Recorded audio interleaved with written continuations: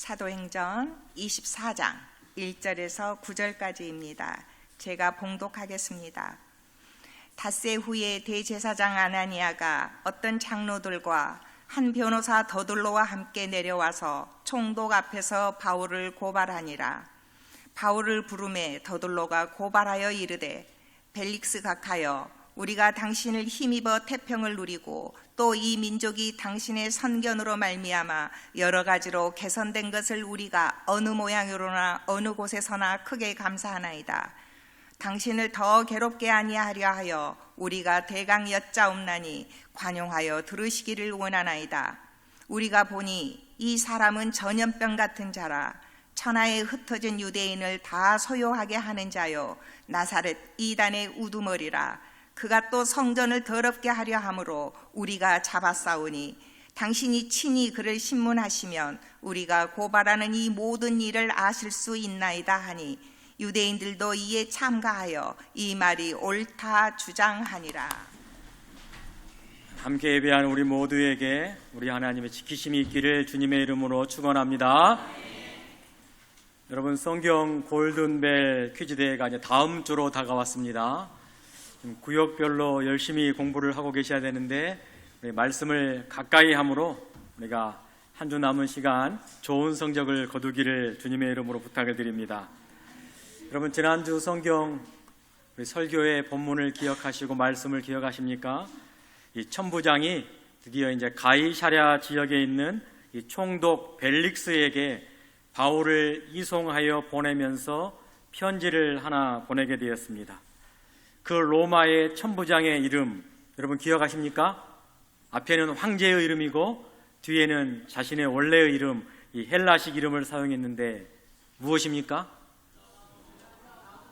클라우디오 루시아. 맞습니다. 클라우디오 루시아. 이걸 맞출 수 있는 분들 참 대단한 것 같은데요. 다음 주에 이 문제가 나오면 꼭 맞히시기를 바랍니다. 여러분 주위에 이렇게 로마의 천부장의 이름을 알 수 있는 사람, 기억하고 있는 사람이 과연 몇이나 되겠습니까? 다른 교회 다니시는 분에게 로마 이 천부장의 이름을 아냐라고 물어봤을 때 답하는 사람은 아마 아무도 없을 건데, 우리 교회 수준 이만큼 높음을 여러분들이 자랑스러워 하시길 바랍니다.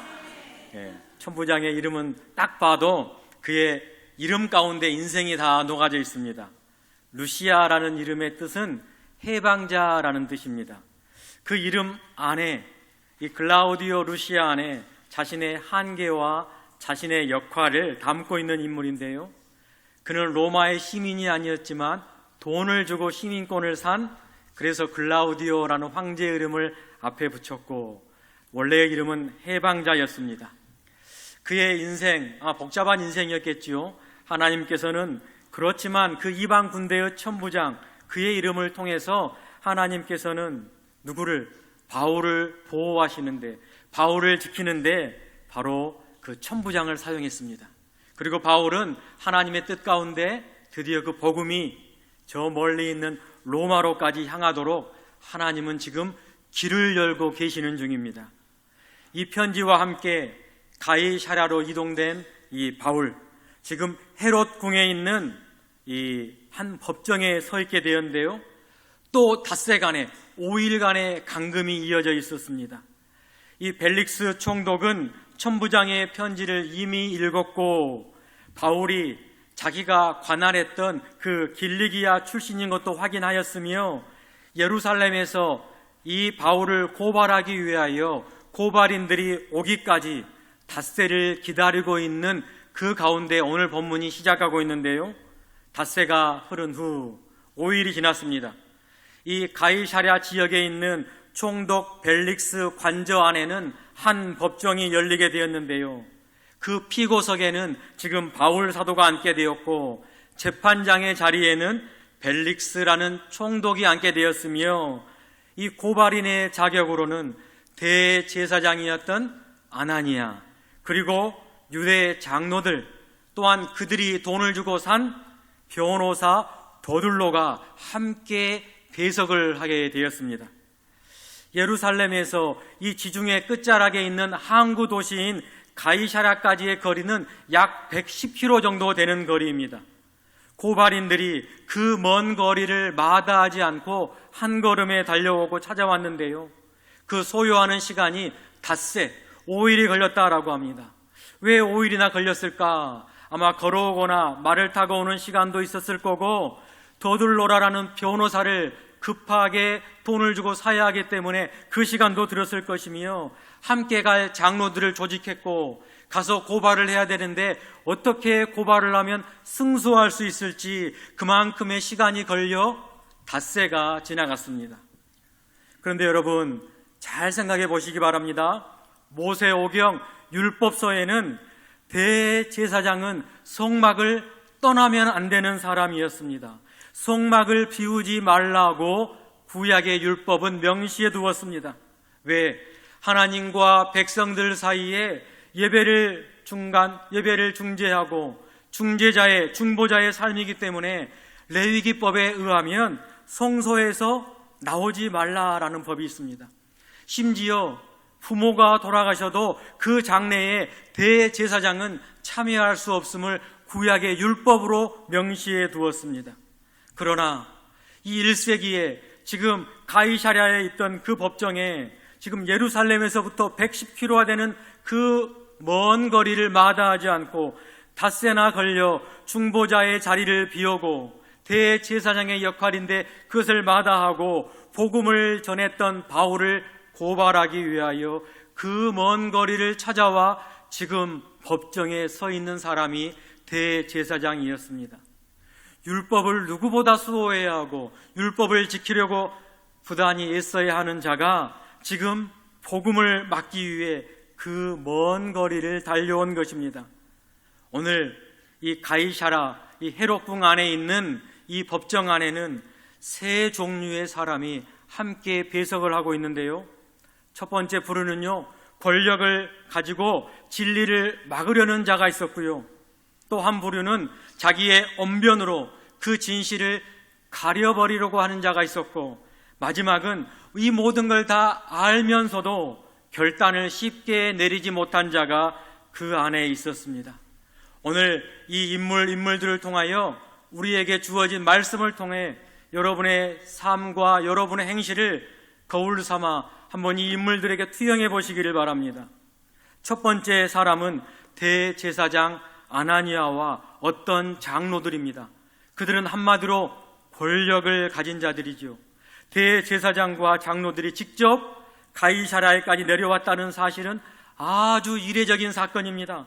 그것도 변호사를 대동해서 그 먼 거리를 찾아와 총독의 법정에 고발인으로 서 있던 자체가 참으로 이례적인 하나의 큰 사건이었습니다. 왜? 바울이 그만큼 1세기에 이 교회가 처음 태동되는 그 시기에 그만큼 그들에게는 위협적인 인물이었고 복음이 그만큼 빨리 확산되었기 때문에 그 영향력을 감추려고 그것들을 배제하기 위하여 총독과 대제사장과 이 유대의 장로들이 함께 고발인으로 출두하였습니다. 그것도 율법을 지키려 하는 자가 율법을 어기면서까지 그 자리에 함께 왔습니다. 일단 아나니아가 어떠한 인물인지를 함께 살펴보면 좋은데요, 지난번에 살짝 말씀을 드렸습니다. 그는 친로마 성향을 가진 대제사장이었습니다. 그리고 율법을 수호하기보다는 자신의 안위에 큰 목적을 둔 자가 아나니아였습니다.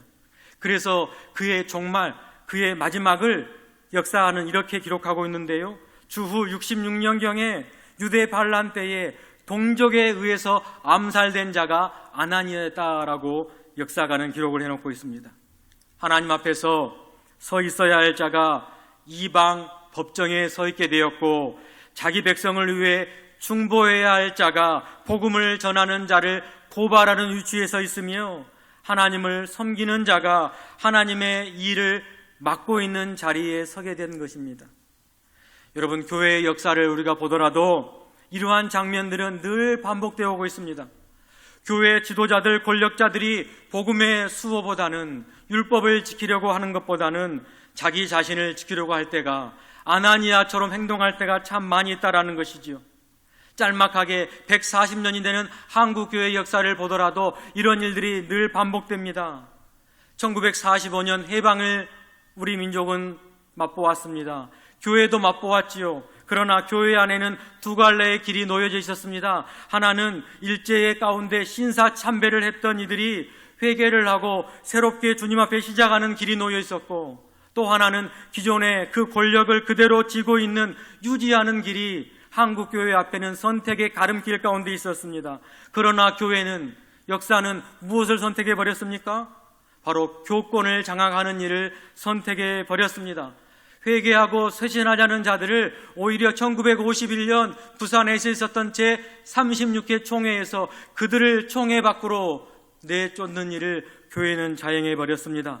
그 결과 52년에 먼저 고려파가 분리가 되었고, 그 이듬해인 53년에는 기장이 분열되었으며 1960년에 이르러서는 꼭 이 사건은 아니지만 합동과 통합이 이렇게 양분화되는 사건이 있었습니다.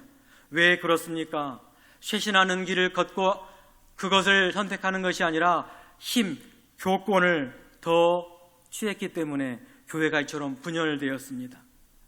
두 번째 오늘 등장한 인물은 바로 고용된 변호사 더둘로라는 인물입니다.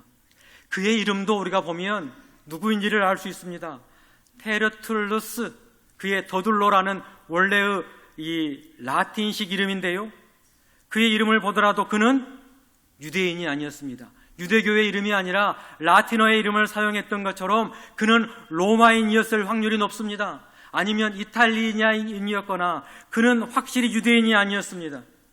사내들인 공의회에서 그를 돈으로 고용한 이유가 바로 여기에 있습니다. 유대인들은 로마의 법정에 어떻게 말을 해야지 승소할지 잘 모르는 자들이었습니다. 왜냐하면 지금 대제사장, 율법을 연구하고 예배를 관장하는 이들이 로마의 법정에 대해서 잘 몰랐기 때문입니다. 그러나 더둘로 테르툴루스, 그는 로마인이었기 때문에 로마의 법정에서 어떤 말이 작용할지를 알고 있었습니다. 그래서 돈을 주고 아나니아가 그를 데리고 지금 가이사랴까지 가게 된 것입니다. 그런데 오늘 본문은 참으로 신기하게도 이 더둘로의 현란한 언변의 기술을 자그마치 여러 절 동안 우리에게 보여주고 있는데요, 3절부터 8절까지가 그의 언변의 기술이 쫙 나열되어 있습니다. 첫 번째 그의 기술은 아첨입니다. 아첨. 더둘로는 이 재판장인 벨릭스 총독 앞에서 바로 고발로 들어가지 않습니다. 놀랍게도 아부를 합니다. 칭찬을 합니다. 재판이 시작되기 전에 재판장의 마음을 살려고, 자기 편으로 만들려고 아첨의 기술을 사용하기 시작하는데요, 여러분, 사기꾼들이 가장 먼저 사용하는 기술이 무엇입니까? 과도한 칭찬, 또한 환심을 사기 위한 언행들.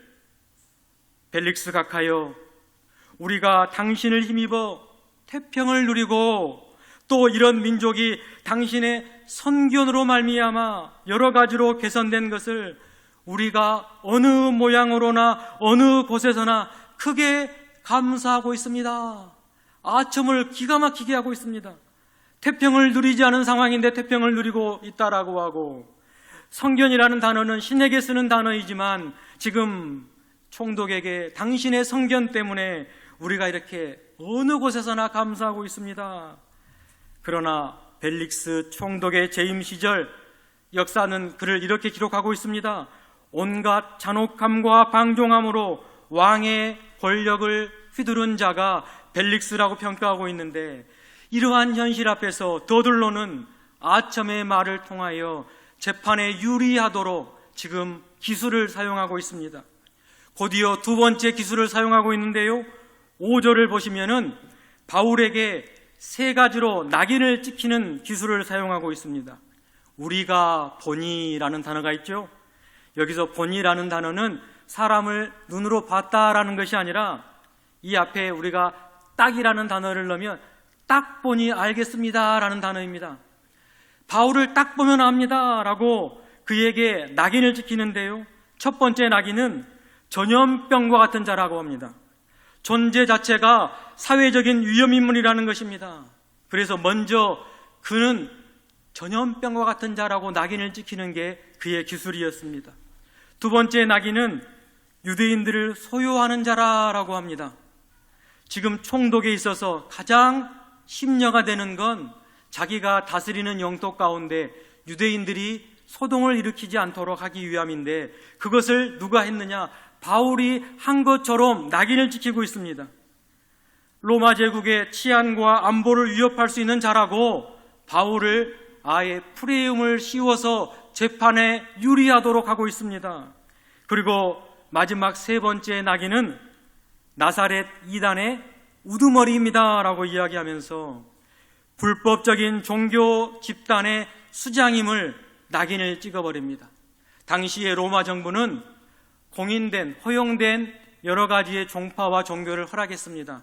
그런데 일부러 이단이라는 단어를 쓰고 거기에 우두머리라는 단어를 써서 바울이 마치 그런 사람처럼 프레임을 씌워 덧입혀버리는 게 바로 이 더둘로의 수법이었습니다. 이 세 개의 낙인으로 총독의 판결에 영향을 주도록 모든 인상을 조작하고 있습니다. 변호사인데 논리로 설득하기보다는 그 사람의 첫 이미지로 그를 판단해 버리도록 만들고 있는 게 더둘로의 형태였습니다. 세 번째의 기술은요, 책임을 뒤집어 버리는 기술인데요, 6절을 보시면 바울은 성전을 더럽힌 적이 없습니다. 이게 사실인데, 하지만 더둘로는 성전을 더럽게 하려 함으로 말을 살짝 꼽니다. 우리가 잡았다라고 아직 일어나지도 않은 일을 마치 일어난 것처럼 하면서 자신은 빠져나갈 구멍을 지금 만들고 있습니다. 이게 바로 더둘로의 진실 없는 언어의 행동이고 언어의 습관입니다. 여러분, 우리는 때때로 더둘로의 언어를 쓰는 때가 종종 우리 스스로에게도 발견되고 우리 사는 모든 생활 가운데 마주하게 됩니다. 누군가를 깎아내리거나 자신이 원하는 방향으로 누군가에게 상대를 이끌 때에 상대방의 비유를 먼저 마치고 칭찬하는 말을 합니다. 그리고 자신이 원하는 바를 상대에게 강한 이미지를 씌워가지고 그 틀 안에서만 생각하도록 프레임을 씌워버립니다. 그리고 마지막에는 나는 잘못 없다라고 책임을 다른 곳으로 회피하는 것, 이게 바로 오늘 더둘로가 지금 법정에서 사용하고 있는 그의 형태였습니다. 그러나 신약 성경을 쭉 읽다 보면 야고보 사도는 이렇게 고백을 하였습니다. 혀는 곧 불이요 불의의 세계라 라고 말씀하면서 진실 없는 이러한 화려한 말들, 또한 공허한 말들은 삶의 모든 영역에서 불사른다, 그것이 불사르게 될 것이다 라고 말씀하고 있습니다. 더둘로의 말은 역사 속에서 오늘 본문에만 등장하지 더 이상 그 본문의 말은 기억하지 않습니다. 하지만 우리가 오늘 말씀을 통해 기억해야 할 것은 바울이 전한 복음은 시간과 공간을 초월하여 오늘날까지도 우리에게 전해주고 있음을 여러분들이 이 아침에 기억하시기를 바랍니다. 이제 세 번째의 사람은 바로 총독 벨릭스라는 사람입니다. 그는 알면서도 외면한 자가 바로 벨릭스였습니다. 그는 무엇을 알고 있었습니까? 로마의 천부장이 자신에게 바울을 무사히 보내려고 군사를 470명이나 동원했던 사실도 이 벨릭스는 알고 있었습니다. 또한 천부장이 친필로 쓴 서신을 다 읽어보았기 때문에 23장 29절 30절을 보시면 그 서신의 내용을 알 수 있는데요, 바울이 로마의 시민권자임을 먼저 알았습니다. 죽이거나 결박한 사유가 없음을 벨릭스는 알고 있었습니다. 무엇보다도 지금 이 모든 사건은 유대인들의 강계라는 것을, 유대인들이 꾸민 일이라는 것을 벨릭스는 다 알고 있었습니다. 서신에 다 나와 있기 때문에 알고 있었는데 그는 외면해버렸습니다. 그가 악하기 때문에 외면한 것도 있지만 그를 둘러싸고 있는 그의 환경이, 그는 잃을 것이 참 많은 사람이었습니다. 자신의 그 지위를 잃을까봐 정치적으로 생존 본능이 발동하여 알면서도 외면한 자가 벨릭스였습니다. 벨릭스가 누구이냐면요, 글라우디오 총독의 어머니가 있습니다. 그 어머니의 종이었던 자가 벨릭스였습니다. 노예였습니다. 그러나 그의 친형, 이 팔레스라는 형이 먼저 관직에 오르자 이 종이었던 노예였던 벨릭스도 형의 후광 때문에 지금 총독의 자리에까지 이르게 된 인물이었습니다. 그래서 늘 정치적인 생명에 위험을 느낀 자가 바로 벨릭스 총독이었는데요. 지금 그런 이유 때문에, 정치적인 환경 때문에 대제사장 아나니아와 또한 유대 장로들과 그들 불만을 그는 알면서도 일부러 그 정치적인 생명 때문에 급편이 되었습니다. 그러나 오늘 본문에 등장한 사도 바울을 여러분 보시기 바랍니다. 법정에서는 아무런 권력도 없는 자였습니다. 배경도 없었습니다. 그를 후원해 주는 사람도 없었습니다. 하지만 그는 두려워하지 않았습니다. 바울은 자신의 자리가 사람의 법정이 아니라 지금 하나님 앞에 서 있다는 사실을 누구보다도 잘 알고 있는 자가 바울 사도였습니다. 여러분, 오늘 설교의 제목이 무엇입니까? 법정에 선 사람들입니다. 지금 가이사랴의 법정에는 분명히 피고의 자리에 바울이 있었습니다. 그는 고발을 당했고 변호사의 언어적인 공격을 받았으며 총독에게도 결정하지 못한 것 때문에 2년이나 더 억류를 당하기까지 하였는데요. 그런데 오늘 이 법정을 인간의 눈이 아닌 하나님의 관점으로 오늘 법정을 한번 들여다보시길 바랍니다. 누가 지금 심판을 받고 있습니까? 누가 피고의 자리에 앉고 있습니까? 대제사장 아나니아가 복음을 막으려고 한 자가 오히려 피고의 자리에 앉아 있는 것만 같습니다. 더들로 말은 화려하고 언변의 기술은 좋으나 바울을 정죄하려고 하였으나 오히려 그가 지금 피고의 자리에 앉아 있는 것 같고, 함께 동역을 하고 따라왔던 유대인의 장로들이 그들이 입을 합혀 옳다라고 주장한 그들이 피고의 자리에 앉아 있는 것만 같으며, 재판장의 자리에 앉아 있던 벨릭스도 다 알면서도 결단을 내리지 못하고 지금 심판을 받고 있는 이들은 바울을 제외한 그 법정 안에 있는 모든 사람들이 하나님의 법정 안에서 피고의 자리에, 심판의 자리에 앉고 있음을 여러분들이 기억하시기를 바랍니다. 그렇다면 피고의 자리에 앉아있던 바울은 어떻게 되었습니까? 2년을 더 벨릭스에게 억류를 당했지만 끝내 가이사에게 나아가 복음을 증거합니다. 하나님의 뜻대로 로마까지 복음을 증거해야 하기 때문에 그는 또 이송이 되게 됩니다. 그래서 바울은 로마에 가서 옥중에서 쓴 서신서, 우리가 잘 알고 있지요. 빌립보서, 에베소서, 골로새서, 빌레몬서, 그 옥중에서 이 서신들을 적었습니다. 법정이 그를 잠시 감옥에 가둔 것처럼 보이지만 복음은 그를 가두지 못했습니다. 오늘 말씀을 듣고 우리 모두가 우리의 상황에 맞춰서 오늘 법정에 서 있는 것처럼 우리 자신을 한번 말씀에 비춰보시기를 바랍니다. 나는 어떠한 자리에 서 있는 사람인가? 오늘 이 예배의 자리가 바로 하나님의 법정이 되기를 원합니다. 아나니아의 자리에 앉아 있었다면 그 자리에서 내려오셔야 합니다. 더들로의 말이 우리의 언어였다면 그 말을 삼가해야 합니다. 벨릭스의 선택적인 외면 앞에 놓여 있다면 우리는 진실을 선택해야 할 것이며, 우리가 바울의 자리에 있었다면 하나님의 복음이 진실되게 로마로까지, 이방에까지 증거되도록 우리는 그 자리에 서 있어야 될 줄 믿으시길 바랍니다.